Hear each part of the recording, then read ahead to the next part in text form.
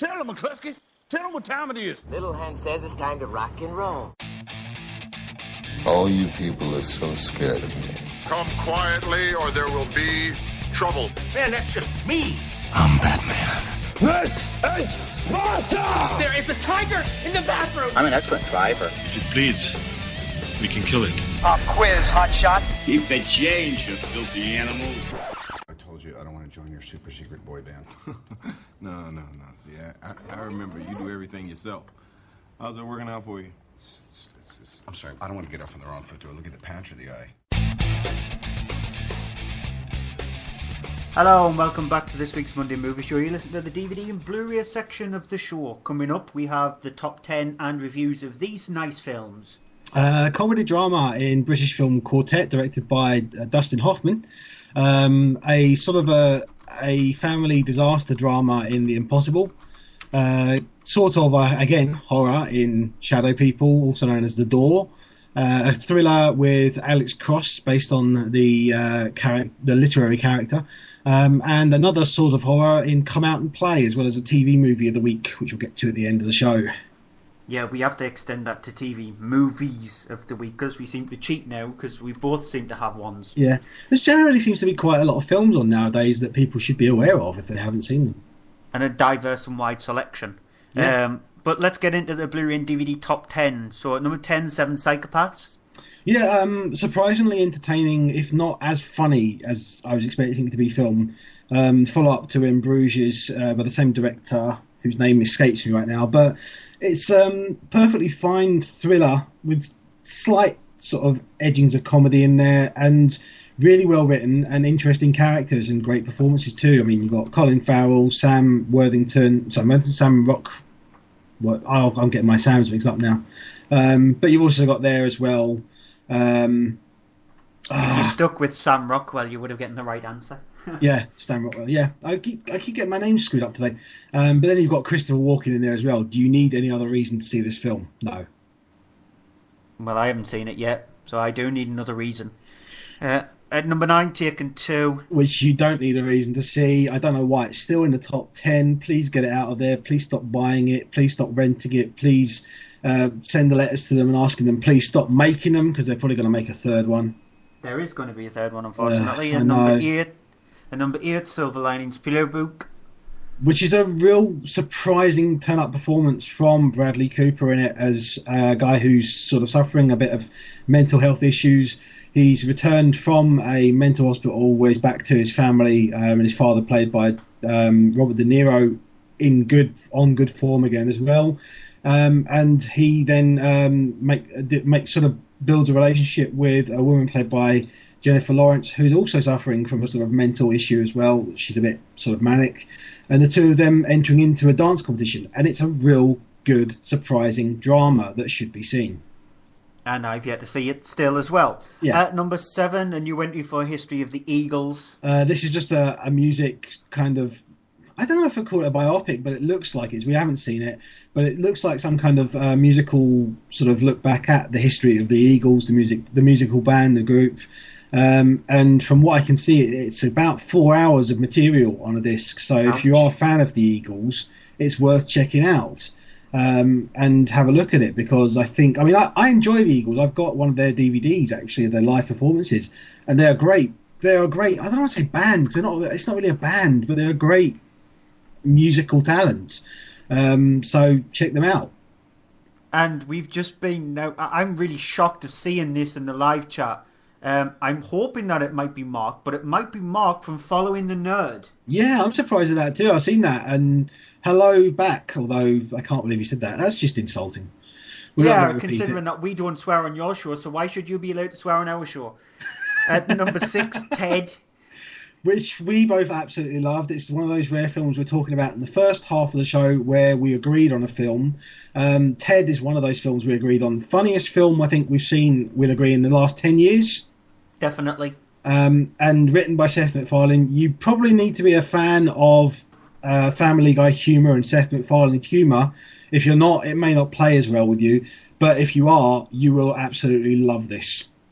Yeah, Seth MacFarlane's humour's up there with me for as Matt Stone and Trey Parker. I love their humour. They're not afraid to take the mickey out of something, and I like that. People who are not afraid to take the mickey out of something, and they know their boundaries, and they majorly step over the boundaries, but they still do it in proper taste rather than stupid, crass fart jokes and stuff, even though they do that as well.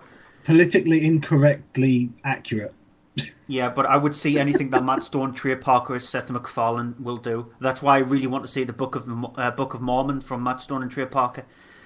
Number 5, new entry for Spartacus, War of the Damned. This is the TV series. I think this is the last year of it as well. I think they stopped it after this, if this is the one I'm thinking it is. But yeah, I did start watching that originally, but I lost interest in it after the sort of second series of it. But I mean, people have been raving about it, so I suspect a lot of people, if you're into Spartacus, you've been watching the series, they'll be getting this as well. That's why it's made its way into the top 10. Isn't it very homoerotic? From what I saw, there's just loads of men practically naked shacking each other, to be honest. It's very 300 graphically. So it's like 300 if Gerard Butler went actually, I don't want to finish that. At number 4, Pitch Perfect, which was a surprising drama comedy teen film. It's weird to try and explain it, but it's the one with Anna Kendrick where she turns up at a college and ends up joining an a cappella group, and you'll get annoyed by the term "acca" because it's added to too many things in it. But it's an okay film. I don't think that it needs a sequel, which it is getting, but it's worth seeing because it's one of those kind of things that you can watch with a family and enjoy it, and it's an enjoyable sort of comedy drama. Yeah, number 3, Jack Reacher. I really liked this. I thought it was a really good thriller. I thought it was really well written and directed by Joe Carnahan. No, not Carnahan. Yep. That's not Joe Carnahan. No, it's not Joe Carnahan. It's Joe Carnahan did something else. It's the man who wrote and directed Way of the Gun and also wrote The Usual Suspects. I cannot think of his name now, but I thought it was really well done by him. I thought Tom Cruise is really good in it. Tom Cruise does that, not phoning in the performance that he does. He's very serious and straight-faced in this. It's I think that there's a problem with it some people have had where it doesn't seem to have a lot happening in it, but I think that it builds to a very subtle and very good ending, and I found it enjoyable. Christopher McQuarrie. Yeah, I couldn't think of his name. I'm really struggling with my names tonight. Like every single week we do the show. At number 2, The Hobbit.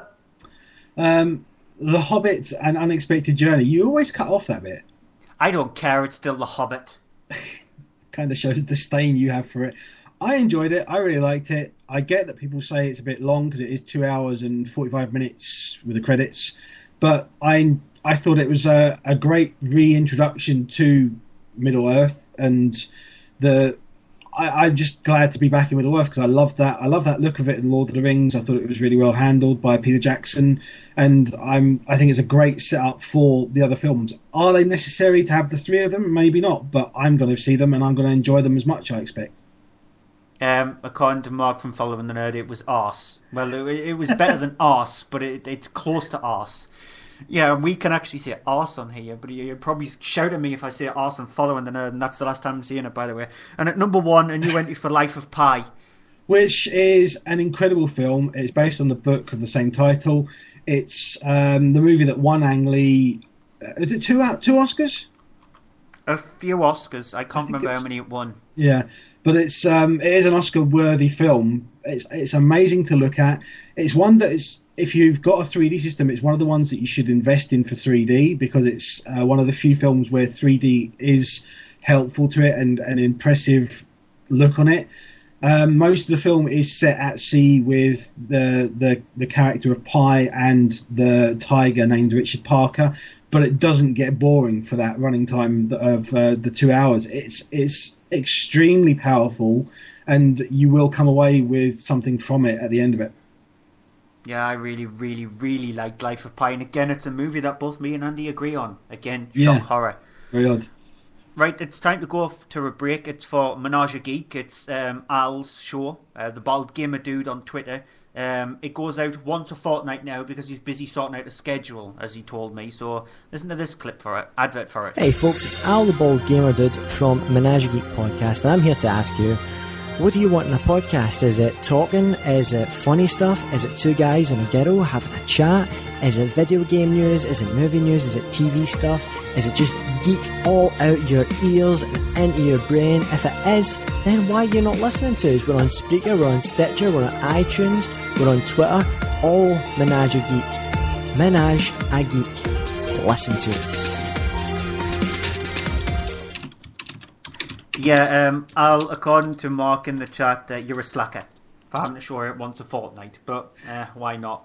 It's up to you if you want to show it once a fortnight, but until you can get the schedule together, then you're only going to get a show once a fortnight. But make sure you do listen to it, because it is just a couple of hours of insanity. He's at least sticking to some sort of a routine, unlike some of our other friends who are doing a show.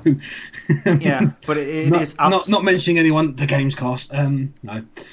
Well, they've actually released a show the last few weeks, which is surprising, and Holocaust has got a show out the last 2 weeks. So again, that's surprising. Yeah. I just thought I would play that. It's being played. The advert was played in the cinema section of the show. Just give it Al a bit of a extra publicity. Right, on to the new movies of the week. First up is Quartet. It's directed by Dustin Hoffman. It's his directorial debut, and he's decided to choose an interesting film to make his directorial debut. It's a small British movie, and it's about opera singers, to be honest. It's got a fantastic cast in Maggie Smith, Tom Courtenay, Billy Connolly, Pauline Collins, Michael Gambon, Sheridan Smith even shows up in the movie, so does Andrew Sachs as well. And it centres around a group of retired musicians, whether they played the piano, violins, etc., or opera singers, predominantly mainly opera singers in this. And Michael Gambon's character, every single year, he sets up this concert to celebrate the life of Verdi. And everybody in this retirement home contributes to it in some state or manner. And he's a very sort of like, he cracks the whip. He makes sure that everybody gets everything done correctly. And you've got Billy Connolly's character who plays Wilf, who's sort of like the womanizer of the group. He still thinks that he's young at heart, and they want to do this concert to celebrate Verdi's life. However, the character, which is played by Maggie Smith, who's Jean, she gets introduced into the home because she has to give up the home where she's living in, and she's brought to this home. She's reluctant to do that. She was once married to Tom Courtenay's character, Reggie, as he's known in the film, but they don't. She doesn't know that he's there, and he doesn't know that she's there. They do end up meeting up, and the meet up between them doesn't go as to plan as she wanted to. Here's a clip.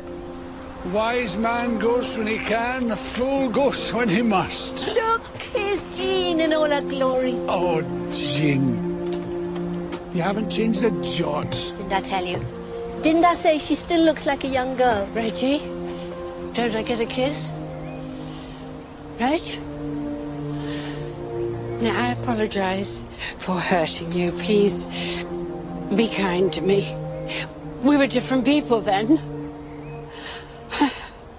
There, I've been rehearsing that all the past week. He's upset because he wasn't warned you were coming. I'm not upset.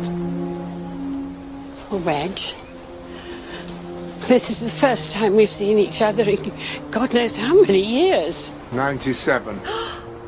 Is it really that long? God, how time flies. And as you can tell, there is a lot of animosity between them both.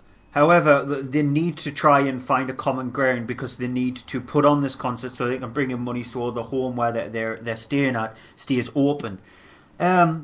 This is a very safe movie for what Dustin Hoffman has chosen to make his directorial debut. A lot of directors, when they go and make their first film, they try to go out all guns blazing, or they try to make a movie where they can at least get themselves on the rung of a ladder. Now, Dustin Hoffman is a fantastic actor, but we don't know what kind of director he is, and if he's going to follow the same route with his next film or with his films in the future as Quartet, he's going to be a very safe director, because what he's done here is there is nothing predominantly wrong with this film at all.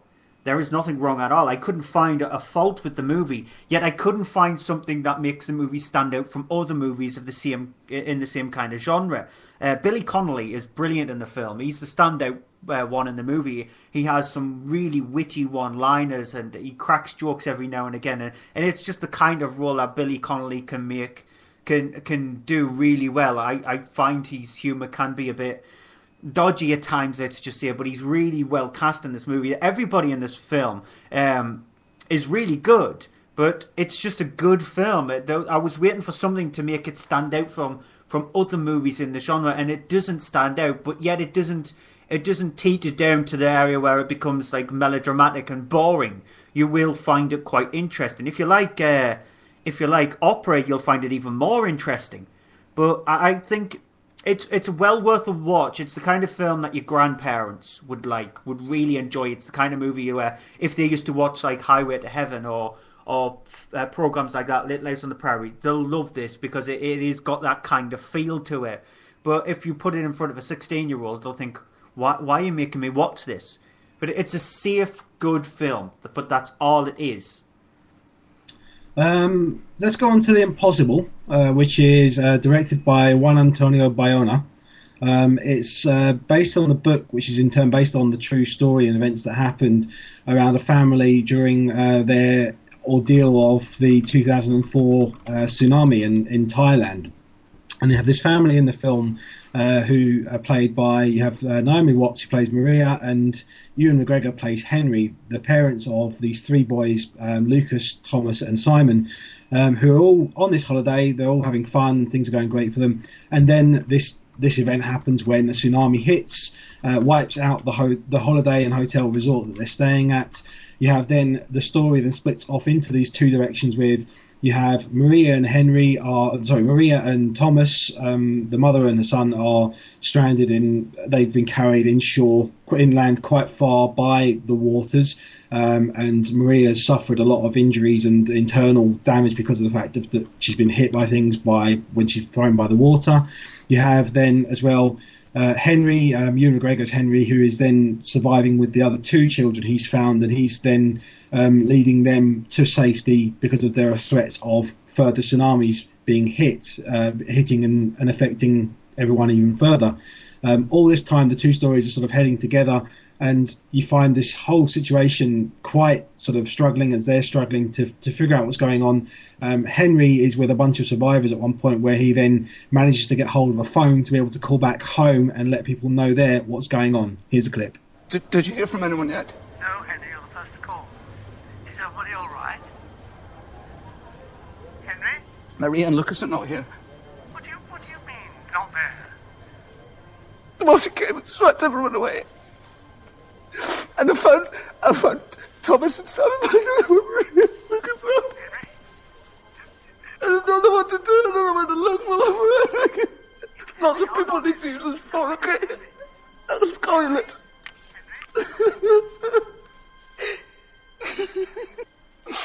Thank you.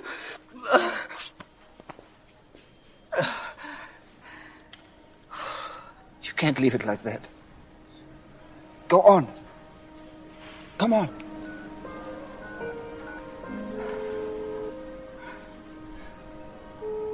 Yes, Henry? Brian, it's me again. Look, I promise you that I won't stop looking until I find them, okay? Okay. I don't know what I'm going to do because it's night time now, but I'll look in all the hospitals and I'll look at all the shelters and everything, okay? And I will find them, I promise you that. I'll call you when I do. Okay. Okay. Okay. The film is honestly phenomenal. The performances in there from Naomi Watts, but in particular you heard that clip, Ewan McGregor. But the standout of them all is Tom Holland, who plays I think it's 12-year-old Lucas in the film, who is he's fantastic because at one point he takes centre stage as his mother's being treated in a hospital and he's then wandering around just trying to do something other than just sitting and waiting. And there's moments in this film that will easily shake some people to tears, that are just emotionally just overwrought and a roller coaster.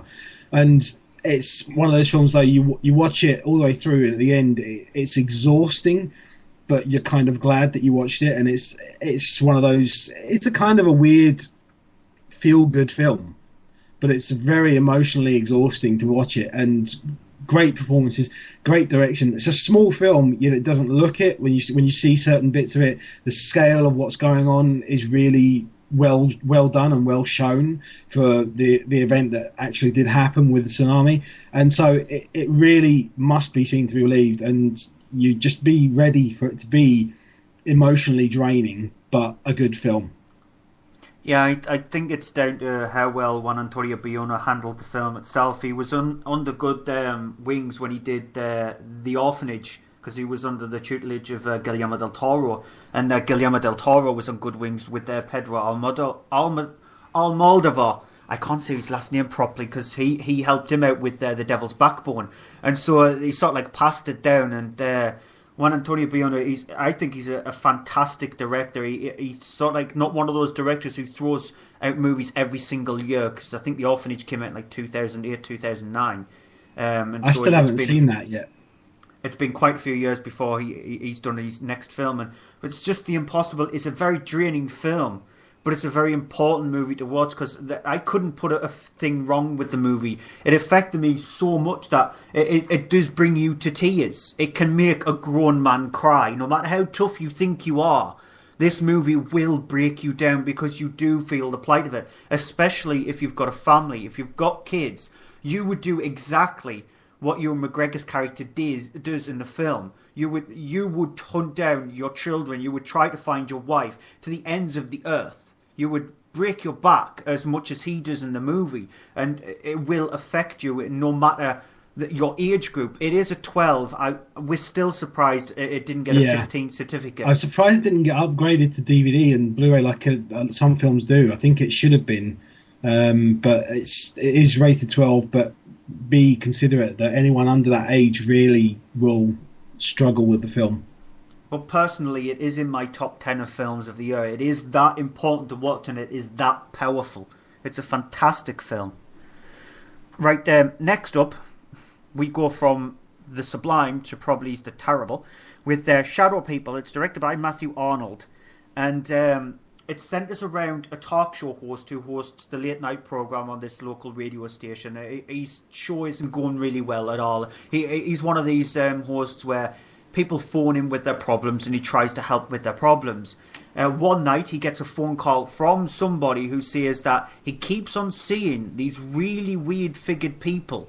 Here's a clip. They come when you sleep. Every night I close my eyes and they come. And I'll wiggle my toe or try and move my arms just to wake myself up. But it's like they don't want you to be awake. Well, now you're starting to worry me, Jeff. How old are you? 17. 17. I see. Are your parents around? Can I talk to them? My mom works nights. I'm here alone. Jeff, if you're afraid, you should go to a friend's house, or, I don't know. I have a gun.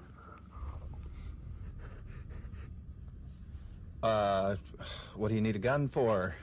You can't get away from them. Do you understand me? It's your thoughts.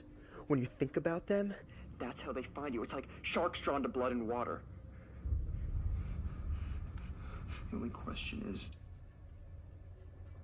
how do you stop thinking about something? Jeff, you still with us? They're here. Okay, now, just calm down. Jeff, I want you to call someone.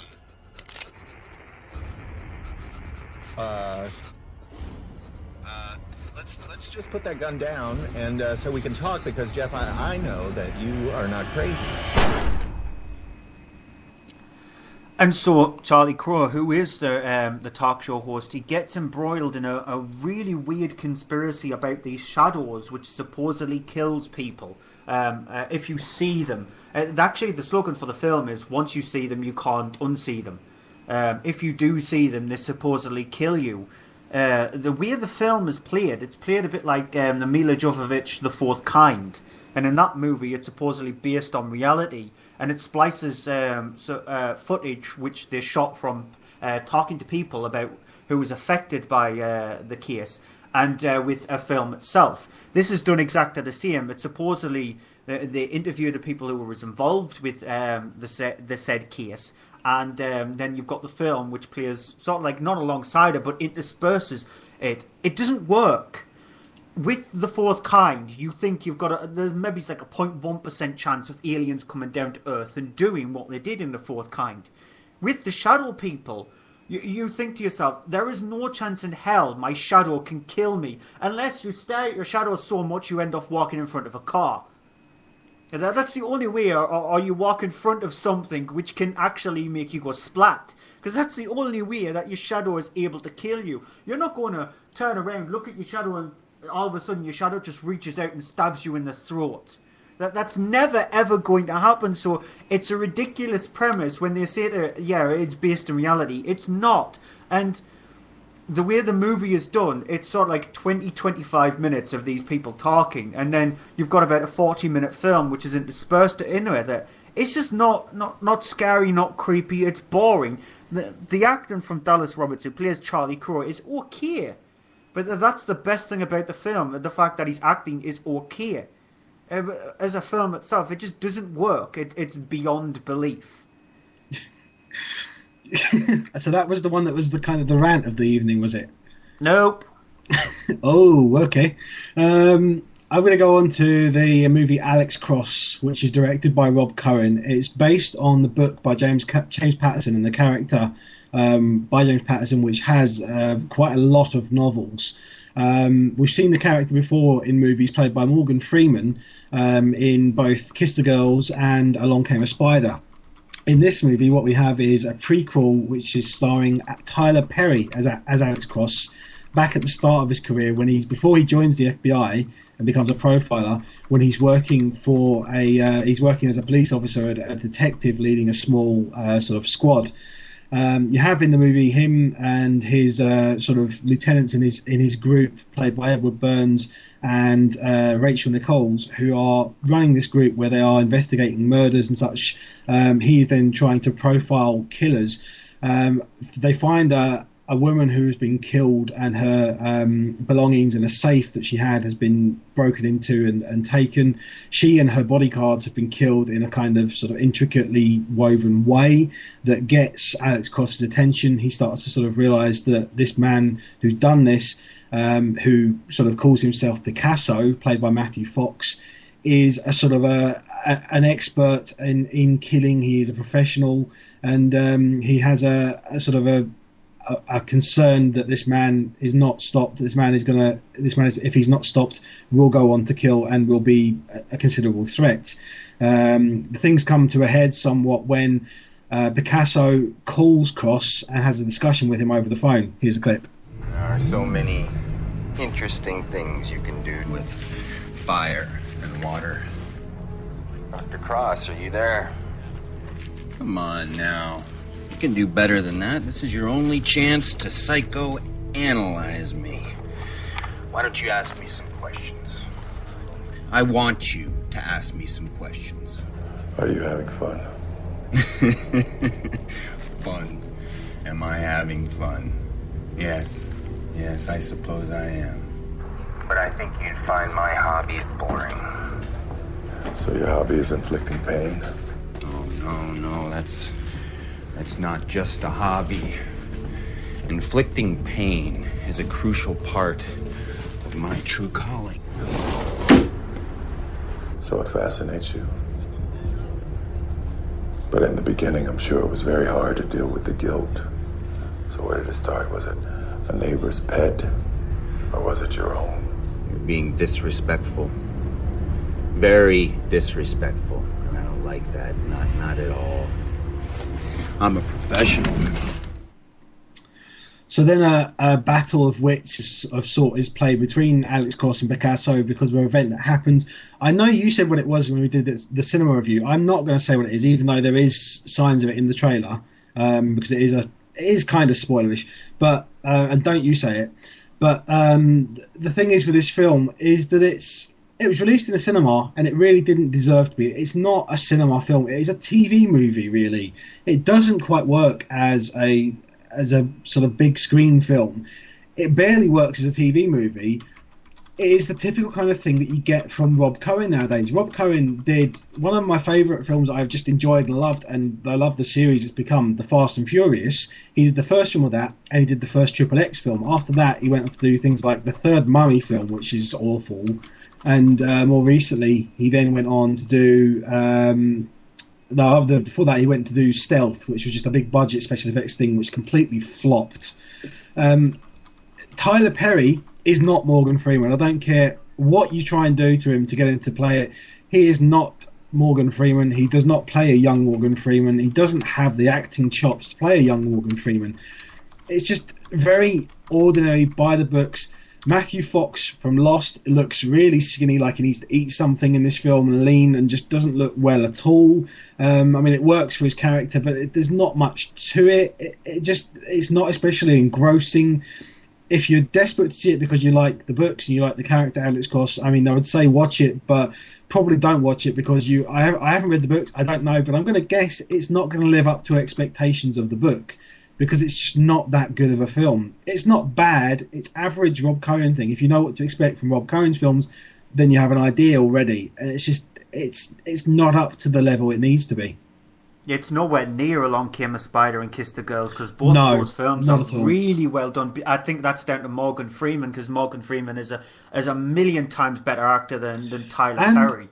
And this film feels like it's been chastised and edited to become a 12 rated film for the 12 rating. Not if this had been something that had been left as is, as it was, without a ratings consideration, it would have been a 15 or maybe even 18 and been given a chance to be more psychological and more of a film, but it's not, because it has been just stopped from becoming that, and in order to get a 12 rating. Yep, right. The final film of the night has come out in Player. It's directed by Makinov. That is actually his name. He's such a self-centered. It's another McG. No, he's McG. He's an arsehole. But this Makinov guy is such a self-centered prick that he plasters his name all over the film in big, huge, massive black letters. Before you see the names of the actors who are in the film, or even in the closing credits, you see just big, massive black letters flying at the screen. Makinov. Yes, I am the director of this brilliant film. You must watch it, or I directed this brilliant film. What did you think of it? I wouldn't be surprised if he didn't actually put his Twitter handle at the bottom to say send me messages, because I'm guessing a lot of people would have told him to get lost. It centres around a couple played by Ibon Mas-Baccarat and Vanessa Shaw, and they are both going to this island. She's pregnant, Beth. She's pregnant, and they decide to go to the island just as one last break before she's about to give birth. When they land on this island, they discover that there isn't any adults around. They think that because they have a celebration on this island once every year, it's like a Mardi Gras, they're actually sleeping off this Mardi Gras. I think one clue would have been if they looked in the streets, they would have seen a mess, and there was no mess around at all. What they do see, though, is just lots and lots of children. And they do discover that the children have killed the adults on this island, and they could be in trouble. Now, the thing about the film is it doesn't tell you why the children have killed all the adults. You never find out if it's a virus thing, if it's just down to the fact that children don't like the adults, or whatever. It's never, ever explained in the movie. If you watch the trailer, it looks really fascinating, because there was a film which was directed by Thomas Shankland, who did WZ, and it's called The Children, which is it's set at Christmas and about children who go on a murderous rampage because they get infected by something. You think that this might be the case with Comeout and Player. It's not. It's really boring, to be honest. It is. Nothing happens in the movie. I was looking at the description on the BBFC of why it was given an 18, and they said it's down to the fact that there's some strong violence. During the movie, you see scenes of kids playing with a body ripping out the guts of somebody, or you see a face with no jaw, or you see there's a scene in the movie where it's about 2-3 minutes long, and it's lots of little vignettes of kids dragging their long heads or playing with hands or something like that, and that's the reason why it's rated 18. It's just there is no context in this movie. You don't care about the characters at all. You don't care about this couple because they're so annoying. The biggest annoying thing about this one is the director Makinov, who also wrote it and produced it as well. He's decided to have a really industrial soundtrack, and some of the movies in Spanish. You cannot hear a single thing that any of them saying because you just get lots of ahs over the top of them. That's all you get, just lots of industrial clangs and sounds like that over the top of them. And you're thinking, will you just stop it with that? Just play like little creepy bits of music to add tension to it rather than playing something that you would hear in a steel mill. You can't concentrate on the movie at all. The acting's awful. The kids, you just want to pick up a baseball bat and beat them to death with it.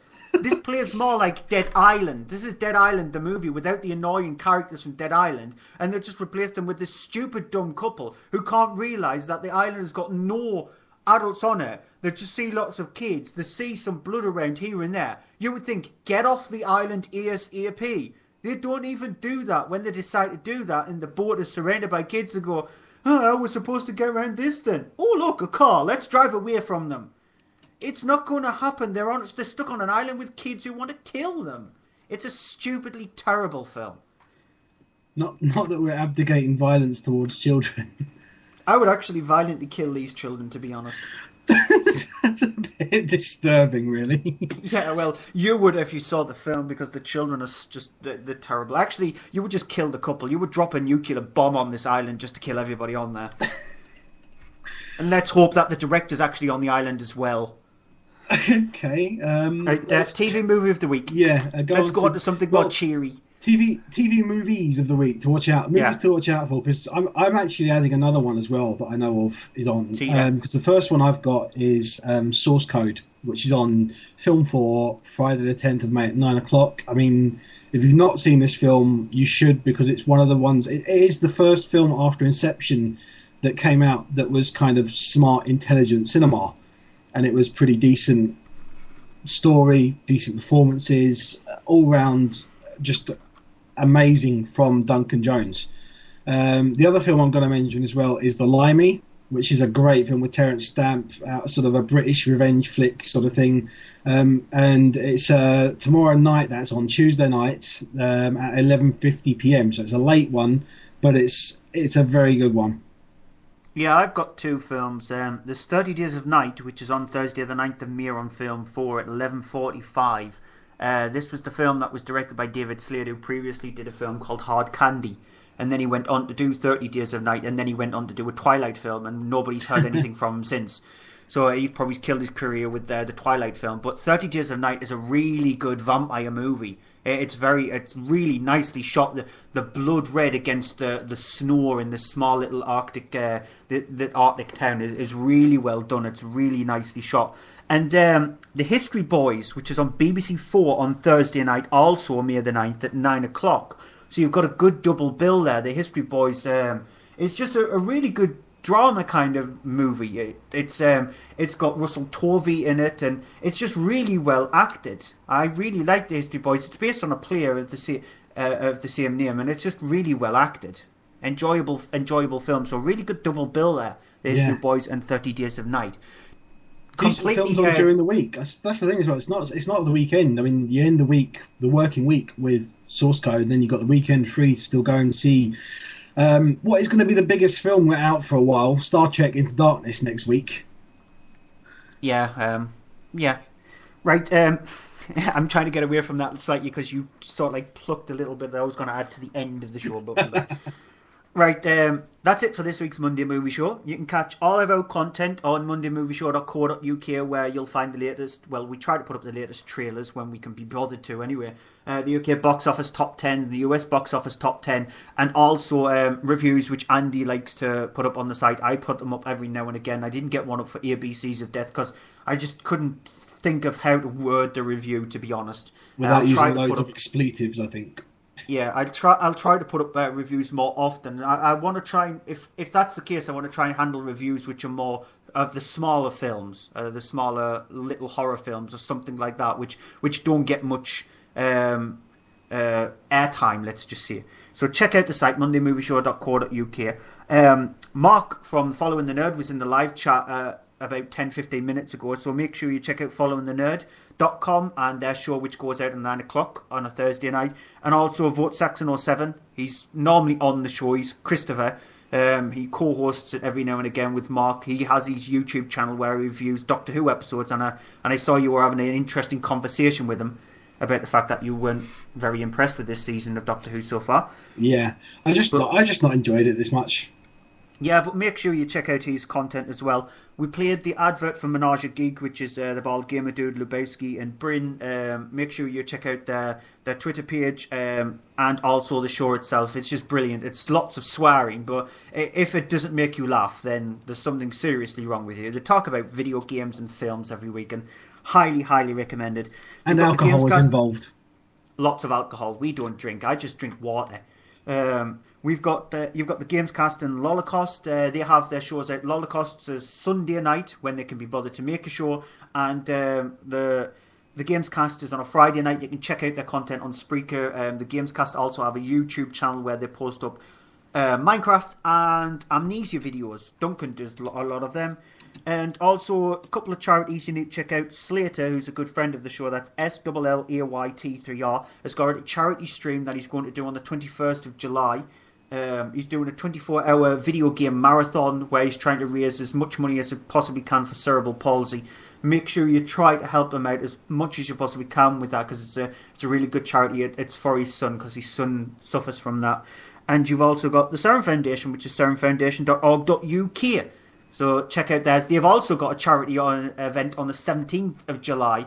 Check out their website to find details on that. So that's all the shout-outs. Anybody in the live chat want to shout out before we disappear? And movie of the week first. The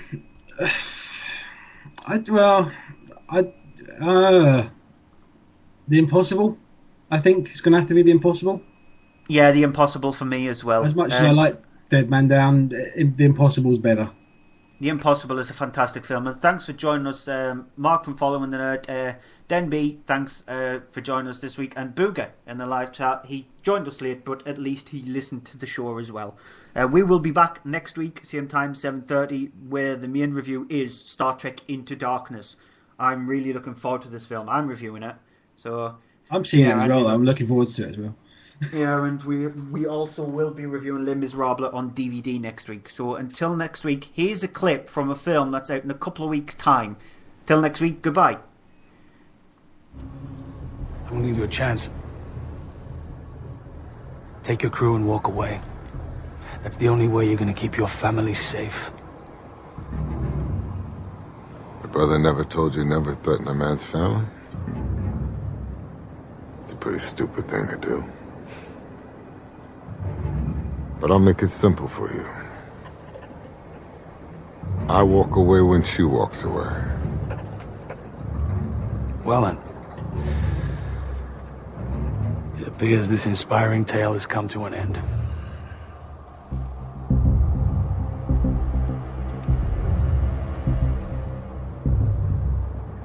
If that's the way it has to go.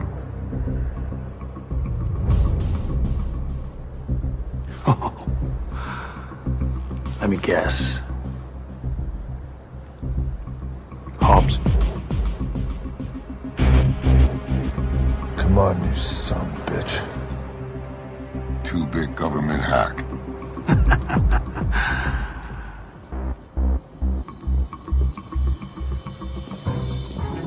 See you around, Toretto. You can bet on it.